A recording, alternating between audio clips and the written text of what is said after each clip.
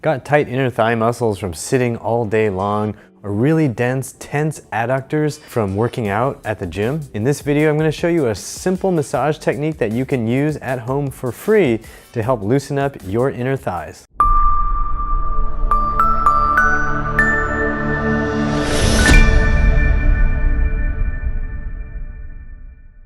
I'm Matt Shu from Upright Health, where we help you move beyond your limitations so you can live with confidence. Be sure to check out the description section as well as the cards throughout this video to learn more about upcoming workshops as well as do-it-yourself programs to help you get better at whatever you want to do.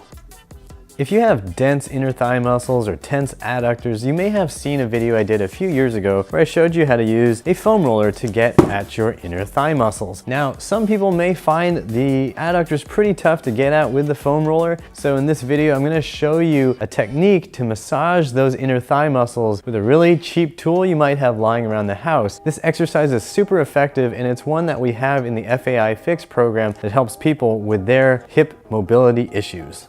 One of the unfortunate realities that you encounter when you have really dense inner thigh muscles or your groin feels super stuck all the time is nobody really wants to help you with it because they don't want to have to touch anything near your most precious of precious and your most holy of holies.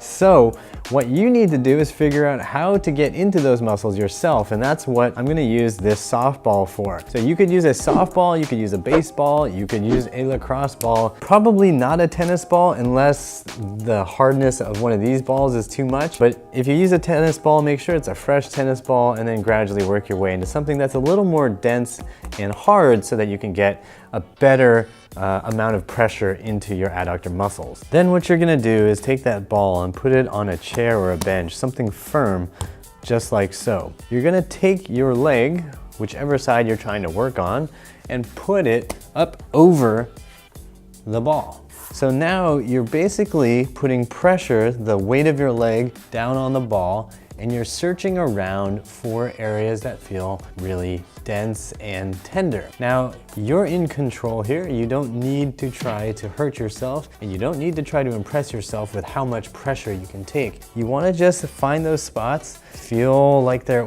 maybe a little bit too tender, and you can just stay there a little bit and let that relax. Once you feel the muscle relax, then you can reposition the ball, reposition yourself to find a new spot. So right there for me feels like a good spot. That's kind of like on my, looks like adductor brevis, I think, and probably, I think gracilis is probably running around in there too. And I'm just gonna hang out on that and let that relax. And so you can see, hopefully, this brightly colored ball right here is just hanging out. I'm not doing a whole bunch of movement, I'm just letting it relax. I can wiggle back and forth a little bit, but overall I wanna make sure I'm taking my time and allowing my body to relax and allowing those groin muscles to relax.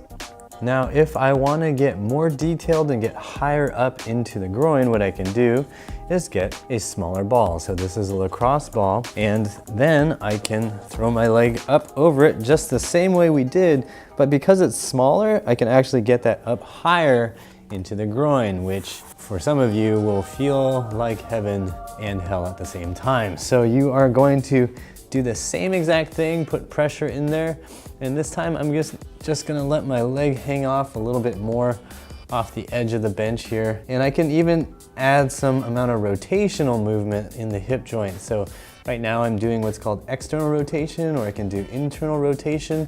All these angle changes make a big difference in terms of what part of the adductors you're able to hit, and in terms of, what part of the adductors are suddenly accessible. You can also change the angle of your leg. So if I keep this planted, I could move this leg away down this way. I could move it up more, and that's also going to change the way the adductors are aligned and arranged. So if, for example, I have trouble getting into deep hip flexion, like if I find it difficult to be this flexed with the hip joint, then maybe I want to work on the adductors with my hip in deep flexion. So I bring that knee closer up towards that right shoulder, and I'm in deeper hip flexion with abduction. And then I can also start playing with internal and external rotation, just trying to get my body to loosen up in multiple angles.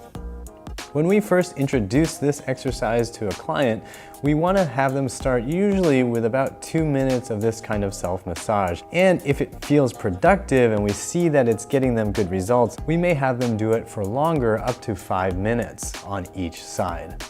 Over time, what you want to see is that the muscles are able to relax better so that you can then use them and train them in different ranges of motion. So it's not like the massage itself is just going to fix everything, but it's going to prep those muscles so that they're a little more pliable so that they can do things that make them better, stronger, and more flexible in the long term.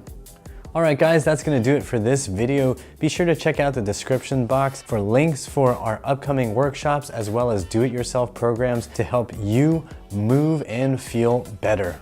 Let us know how this exercise feels for you in the comment section down below. And don't forget to like, share, and subscribe. And as always, I hope you remember that pain sucks, life shouldn't.